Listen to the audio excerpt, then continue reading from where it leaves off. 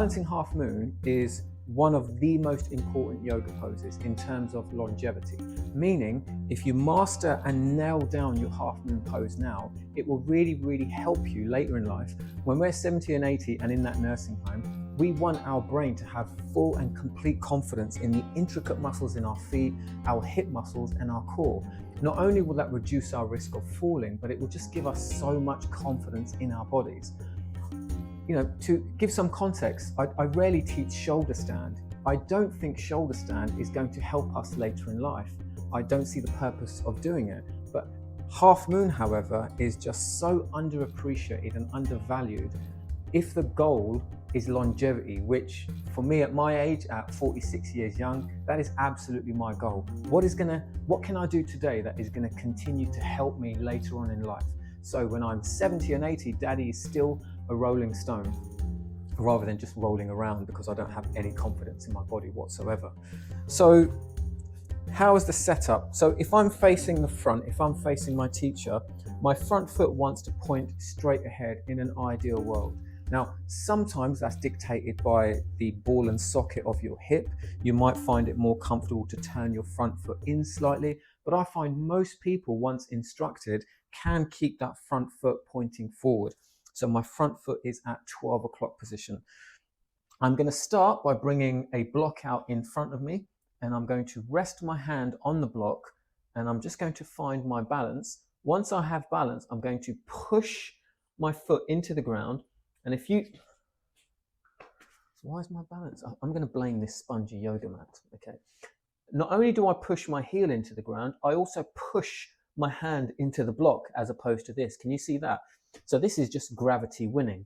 I want to resist gravity there. And I want to create some space here between this hip bone, well, this is actually my pelvis, and my ribs. So length there. I want to find space there. Can I feel that space? Yes, I am winning. When I'm doing half moon, I want to feel like I'm being pulled in every direction. I want to feel like someone's pulling my hip away from me, that someone's pulling my torso that way, and my arms are being pulled at the chest and shoulders in both directions there.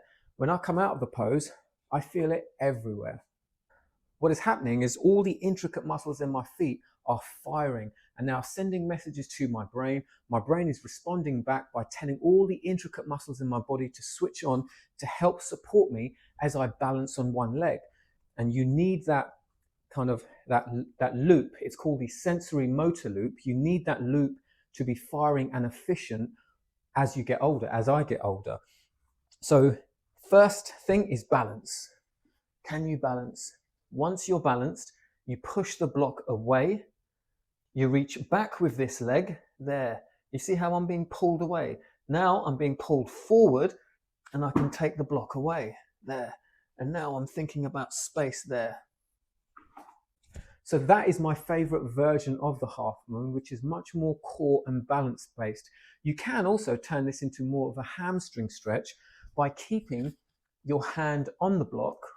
Let me just find my balance. So rather than torso parallel to the floor, you can bring your hand down and push into the ground. So not this, push.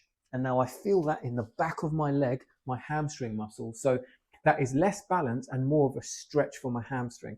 I say stretch, it's actually the muscles, hamstrings, are stretching, but they're also tensing at the same time to prevent me from falling. So it's a really good version to do if you've ever hurt your hamstring or injured your hamstring in the past, because it does build that durability in the muscle. In terms of breathing, you just want to keep your mouth closed and breathe in and out of your nose the entire time. How you start is up to you.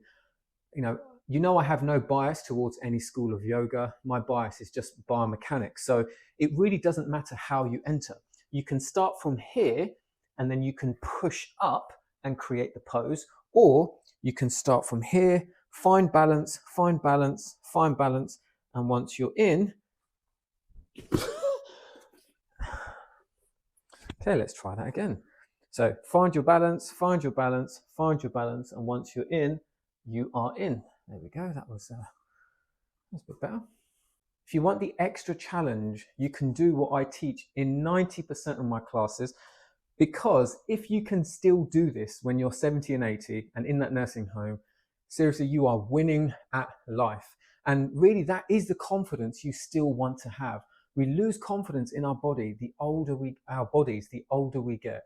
And we need to ensure that that doesn't happen, because it really does impair the quality of our life.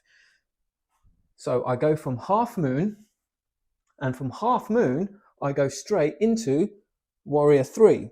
And then I go back into half moon again. And when I'm ready, I go back to warrior 3. Obviously, that was a bit rushed for the sake of demonstration, but it's an amazing exercise for the durability, the long-term durability and tone of your hip muscles, your glute muscles, and your core muscles.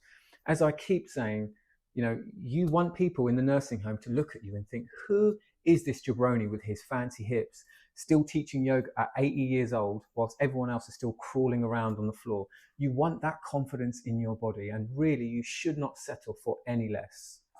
Check out some of my other YouTube tutorials, and feel free to reach out if you think I can help you with anything. You can find me on akramyoga.co.uk. There is a whole bunch of resources, free resources as well. Also, we have online courses that you can take, so feel free to take a look.